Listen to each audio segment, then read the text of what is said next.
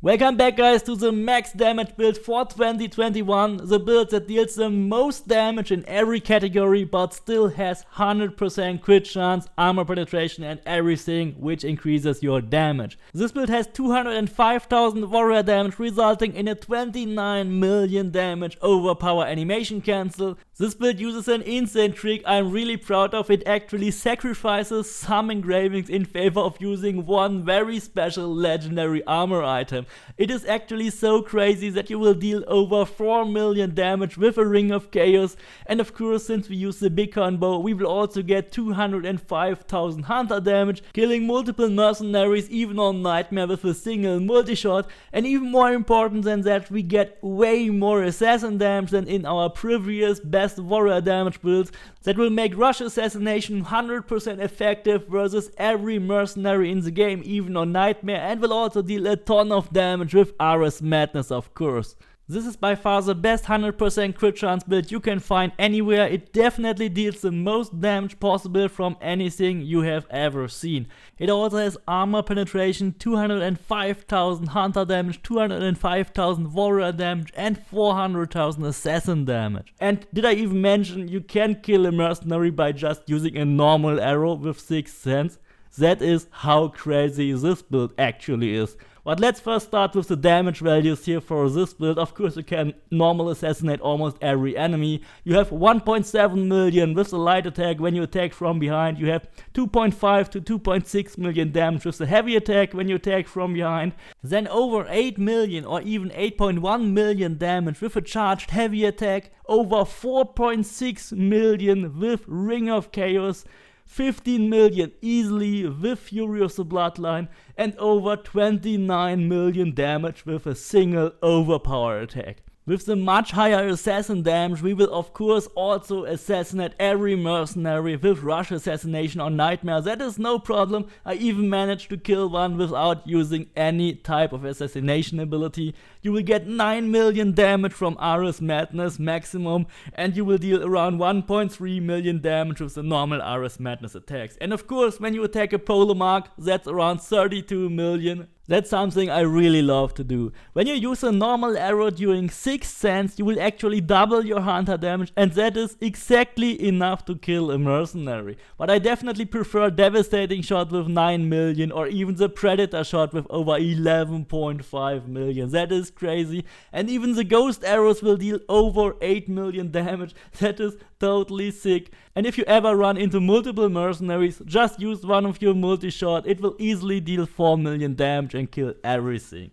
And also special thanks to my super fans Bruce and Grateful Golem. If you also want to become a member, get some exclusive build device, wallpaper and more, then simply get a YouTube or Patreon membership and join our Discord. There are some exclusive member chats for build advice and more, so stay tuned and check it out after the video, or even donate to help the channel out. That is greatly appreciated as well. So this is our inventory screen. We have 205,000 warrior damage and 400,000 assassin damage, and thanks to the big combo we will also transfer the 205,000 warrior damage to be our hunter damage. Because the big combo is a bugged item, it adds all its 6,495 DPS to your left melee weapon, and it will also use the 205,000 warrior damage as your hunter damage. So the displayed value here is not correct. That is because of the big combo. And that makes this build also the best hunter build and the best warrior build at the same time, because both of these builds use 205,000 warrior damage. So you totally don't need any of your hunter items, you just have to use the big combo and use warrior damage to get the most damage. For everybody who is interested in the damage per engraving for this build, I've calculated it for all the engravings, and you can find the whole calculations in the description as usual. But now let's check out the items. The left melee weapon is a perfect warrior sword with warrior damage, damages swords and critical damage, and we engrave 30% armor penetration. As you know, armor penetration can be as good as 100% damage from the Fax of Olympus, because it acts as a reverse multiplier. It reduces your enemy's armor and therefore increases your damage by the same factor. So it is a real multiplier and not just a stackable bonus. The other sword has the same engravings, also warrior damage, 50% critical damage and damages swords, and here we engrave the other mandatory engraving, which is the 100% damage from Fax of Olympus. So we have both the strongest engravings, which gives us the most damage, the armor penetration and the 100% damage from the Fax of Olympus here at the same time. If you don't have a perfect warrior sword yet, there is one from the Friends in Need quest in Attica that will always have these engravings. It's called Hater's Harper, and you have to lie to Hater to keep that sword when you do the quest. Another method to get a perfect warrior sword is when you simply save in front of a blacksmith and then reload your save to check out their inventory until you get a perfect epic sword from them. So the swords were business as usual, but on the bighorn bow it now gets really interesting. Normally on the bighorn bow you would engrave 10% crit chance because you will need that 10% to get to 100% crit chance for your build. But we don't use 10% crit chance here, instead we use convert 50% hunter damage to all damage. So by doing that we will get 50% warrior damage out of the 23% hunter damage from the bighorn bow, and we will also get 30% additional warrior damage from the 60% hunter damage which is in masteries and abilities. So in total we already get over 40% additional warrior damage just from that item and from masteries and abilities alone. But that's not everything. There is still that mystery item on the belt, which is a legendary item for some reason, and it fits perfectly into that build. I will talk to you about that when we go to that item. If you don't have the bighorn bow and you want to use another bow, for example here the Hades bow or anything else, and then you reload the screen, you will only have 118,000 warrior damage. So the bighorn bow is a really crucial item, and if you don't have it, you should get it with your 200 free helix credits. Because it's a helix store item, it costs 150 helix credits, and when you are new to the game and you still have your 200 free helix credits, then you can get it. So make sure that you get that item, because that item will give you all the additional warrior damage and hunter damage. The helmet is actually also no surprise. It has warrior damage, 20% crit chance at full health, 20% damage with swords and daggers, and 30% damage with swords. So it's basically a perfect warrior helmet for sword players. However, if you have a helmet with similar engravings but they are just in a different order and you can just engrave what is missing, then that will of course also work. It doesn't matter in which order these engravings are, it only matters that you have all the exact same engravings on that item. Then the bracers are also standard, warrior damage, 50% critical damage, 100% critical damage while full health, and then engrave 10% crit chance, or use another bracers with a different order. And then the mystery item is actually the Belt of the Sphinx. The Belt of the Sphinx is a unique legendary item because it has 20% crit chance at full health on that belt item. And it is the only belt that actually has 20% crit chance at full health. It cannot normally be engraved, and there is no other item that will ever have it. So with the Belt of the Sphinx we will get back to our 100% crit chance at full health, and it also has hunter damage as a primary engraving. So in fact we don't lose as much warrior damage. In fact we get another 12.5% warrior damage converted out of that hunter damage. And we also engrave it with 100% critical damage while full health. So the only thing we are actually missing would be the 20% warrior damage, which we would normally engrave here at the bottom. But there is no space to do that. So why is it actually better to have that legendary engraving? We lose one engraving slot. To understand that, we have to check out the item which we would normally use. That is a waistband here with warrior damage, 10% crit chance, 100% crit damage, and 20% warrior damage. So that item would give us 44% warrior damage. The rest would be the same because we would have crit chance on the bow. But when we now have the bighorn bow, which converts all the hunter damage, we will get 30% warrior damage from abilities and masteries, we will get 12.5% from the belt, and we will get 11.5% from the bighorn bow. So that's a total of 54% warrior damage, which we actually get when we use that combination. That is 10% more warrior damage than the usual setup which we had before with that epic item.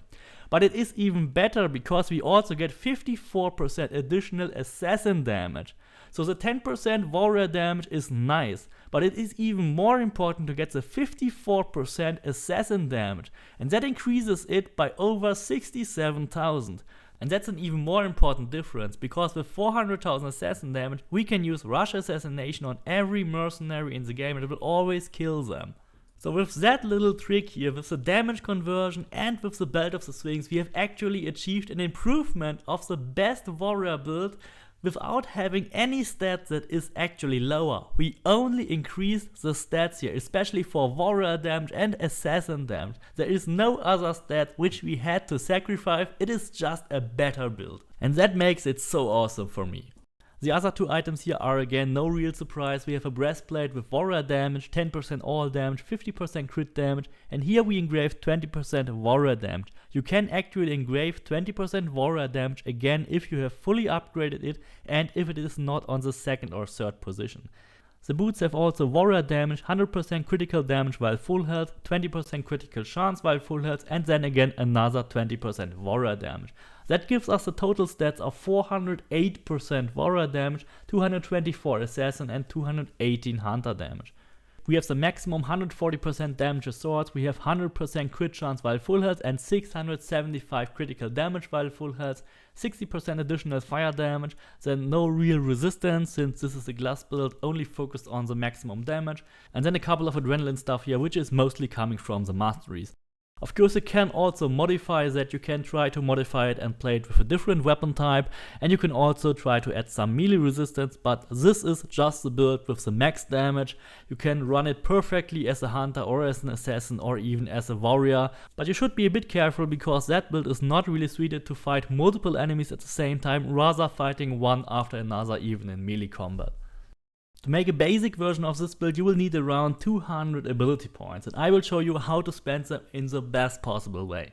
So if you don't have enough points, and it actually is very important to put your points into the correct mastery abilities, so you should really watch this section, otherwise there are always a lot of questions: why do I have not that, how do I get enough crit chance, etc. So if you watch the abilities and masteries in a couple of videos and a couple of builds, then you will know exactly what is best to spend your points on. And the same also applies for your abilities, because there are abilities that will benefit every playstyle even if they are located in a specific branch here. For example, Sixth Sense, it slows down time whenever you are spotted by an enemy. That's not only helping your hunter damage because it actually doubles your hunter damage, it also helps you running towards your enemy and assassinates them because it gives you more time to react to assassinate your enemies, and then you can also use an additional damage boost whenever time is slowed down, so that is amplifying all three playstyles at the same time. We should always put 2 points on Arrow Master because that will unlock the poison and fire arrows. It actually doesn't matter which one you pick, but fire is actually a bit stronger because you get more fire damage here from the abilities. Multishot is a very strong ability that eliminates multiple enemies, up to 8 enemies at the same time, so very strong for conquest battles, but also very strong to kill multiple mercenaries at the same time, especially here with this strong build. Then Devastating Shot deals 400% only when fully charged, so the multiplier is actually connected to the state of charge. Make sure that you always fully charge your Devastating Shots when you use them. The Predator Shot is actually dealing a bit more damage, up to 600%, but it is also a bit more complicated to use, so it's not for everybody, so I rather recommend you to use the Devastating Shots. They are much easier to use in every situation, even in close combat. Archery Master is another mandatory ability because it is a passive ability that not only gives you 40% hunter damage, but it also refills your first adrenaline segment. And that's of course good for any playstyle. Then we invest 1 point here on Overpower Bowstrike, because Overpower Bowstrike is actually bugged when you use a bighorn bow. It doesn't deal a lot of damage. But you can put that point here to use 3 points on Ghost Arrows. Ghost Arrows are really nice, especially when you can shoot through walls and shoot through multiple rows of enemies at the same time. In the warrior tree we go for the charged heavy attack. The charged heavy attack deals 3 times the amount of damage than normal heavy attacks. The description here is actually wrong, it is not 150%, it is 300% of the damage. And that's without having to use any adrenaline. So we get 8 million from 2.7 million heavy attack, 3 times the amount. And then we go and grab the usual passive abilities here, 40% additional warrior damage, 10% crit chance for the weapons master, and then gear master will give us an additional armor and additional range resistance. Flaming attacks are actually really nice. They activate that 60% additional fire damage which we have. You can of course also go for a permanent fire engraving on your sword, but then you would actually sacrifice the armor penetration for it and use quite a lot of damage. Not so much for warrior, but especially for your arrows, because arrows have a lower armor penetration and that's really hurting your arrow damage more than actually your warrior damage if you have no armor penetration. Fire Mastery then gives you an additional 40% fire damage, so really nice to have that one.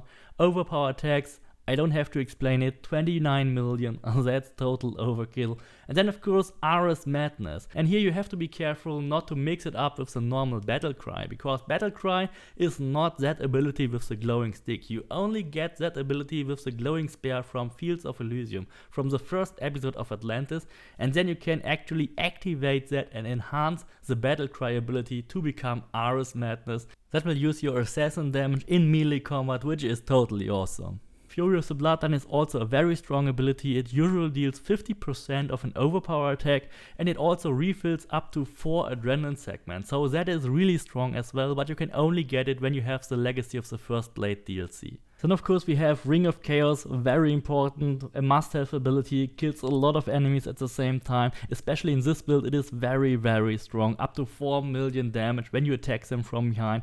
That is really the best Ring of Chaos I have ever seen. Then second wind of course, Health Refill, we don't have to talk about it, that's mandatory. Then also Shadow Assassin is a mandatory ability because you get 50% additional critical damage from it. So also for your warrior damage it will give you 50% more crit damage. Rush Assassination of course, one of the best assassin abilities here, killing many enemies at the same time. You don't even have to use critical assassination because you have enough with Rush Assassination, so I saved these points on critical assassination. And then in every build you should definitely use Stealth Master. Stealth Master gives you 10% additional damage when you are out of combat overnight. And that does not only apply to assassinations, it also applies to any warrior attacks or hunter attacks.